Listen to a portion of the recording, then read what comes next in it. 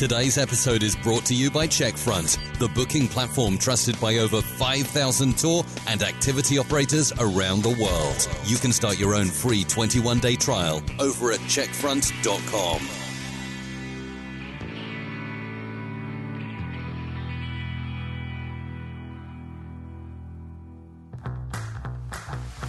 Welcome to the Tourpreneur podcast. Travel industry veteran Shane Whaley will take you on a journey with fellow tourpreneurs, sharing their tips, ideas, insights, and success stories to inspire you to make your tour business the best it can be. And now, please welcome your host, Shane. And welcome to Tourpreneur at Arrival, presented by Checkfront. We are joined on today's episode by Nicole Will. How are you, Nicole? Doing well. How are you? Fantastic. What's the name of your tour company? Asheville Wellness Tours. Fantastic. I always like to see Asheville represented here. Well, this podcast owes a lot to Asheville. Nice. Because it was Torrin and Alice that I interviewed in episode 1. And I don't know if many listeners know this, but it was actually Alice that I emailed before. When I had this idea, and I wanted to reach out to somebody who was fairly new to the business to ask if they'd want to listen to a podcast, and she was all for it. So, Alice, we owe you a great deal. Can I tell you a story about Alice? A very fast one. Go on.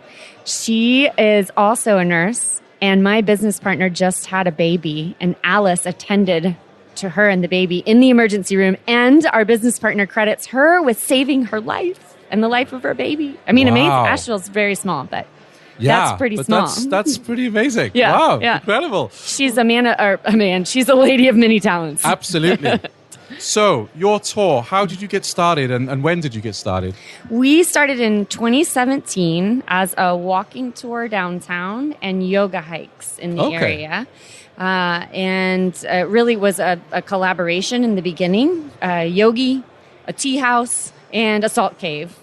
Had a dream bringing people into that wellness scene in Asheville. It's been part of our history for a very long time. Fantastic. And when did you start up? 2017. 2017. Mm-hmm. Okay, so still fairly new? Fairly new. Excellent. How did you know, so obviously you're very passionate about wellness, how did you know there would be a demand for your tour and activity? Well, we didn't really. Yeah. I've been a hiking guide for 15 years now, and just watching how people connected to nature, and then as they were coming into Asheville, connecting also with that quirky kind of mountain town vibe of just, we have a lot of alternative healers available, and people wanting to know what else is out there, what's available to me. They're on vacation. They're willing to push that comfort zone a little bit. And so it was starting with those two basic offerings. We just listened and had conversations and said, oh, well, you want a little bit more. And so we've really morphed since that time.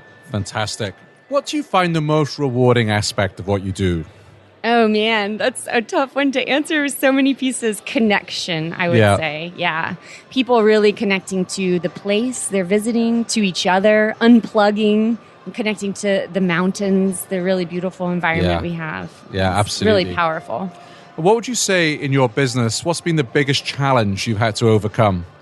The biggest challenge. Right now our biggest challenge is we have over 50 local partners we work with. Okay. And I think crafting each of those conversations can be interesting. It's a wild variety of business models and experience types. So, I'm human. I'm not always going to get that conversation right. And I'd say that that's probably our biggest challenge at this moment. So how do you go about researching? So if you've got 50 plus partners, how do you know what makes each one tick? How do you go about that? What would be your tip to tour operators who are listening into the show that need to do the same thing?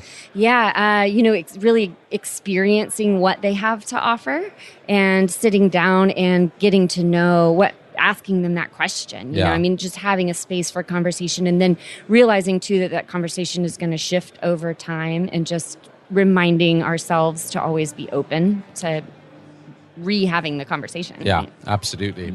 What's the best thing that's happened to you since you started your business?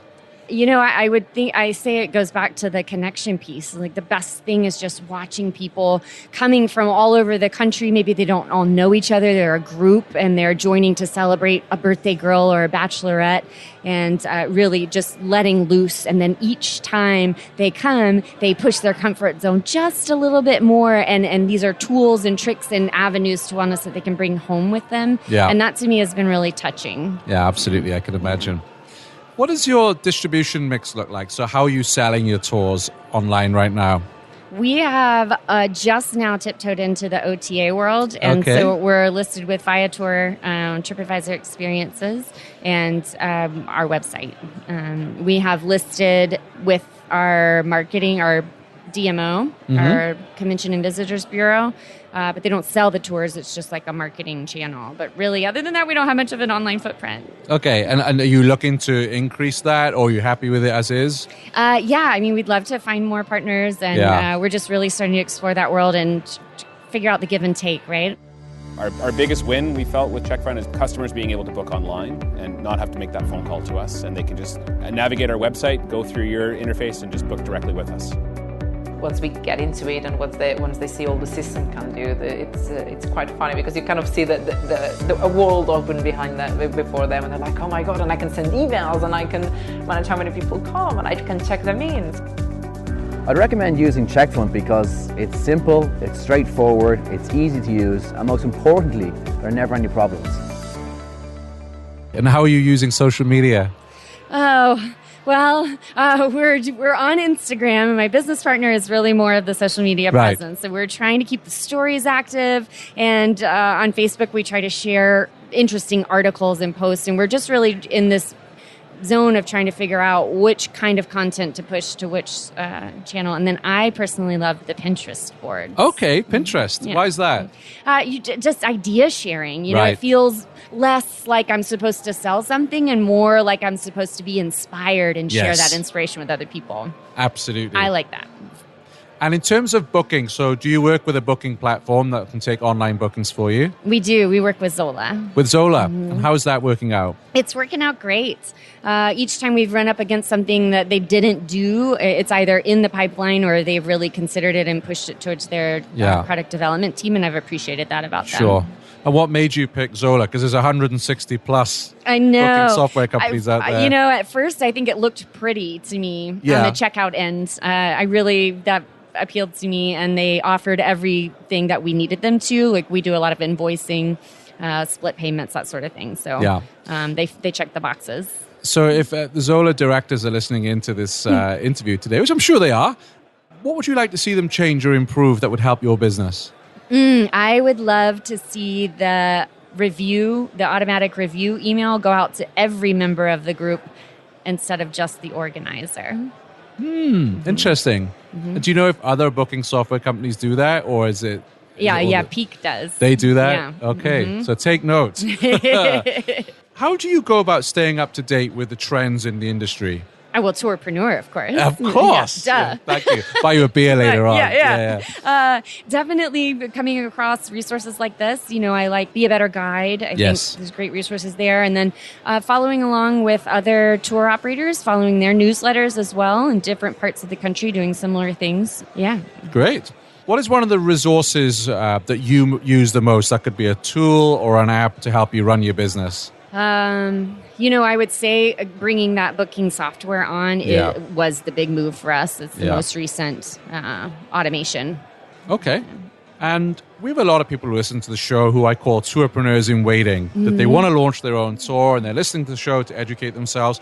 What would you say is one thing that many people don't realize about running your own tour business? Oh, that it's totally different than being a guide. Oftentimes you start and you're able to lead and you see the end result. But I think the biggest challenge for me, because I've been a guide for so long, is to have to now step behind the computer screen and to not see the end result and not witness firsthand that connection and just needing to trust that it's still happening. Yeah. What's the best piece of advice anyone has ever given you? Oh, I had a humanities teacher in high school. This was a long time ago. And she was really inspiring because she had a multifaceted approach to what her her discipline. So she studied, she explored, and she shared. And I loved having that deep dive. Like she would study something, but then travel to see it and experience it, and then come back and share it with other people. And I think that that's a really beautiful way to approach a business or a life.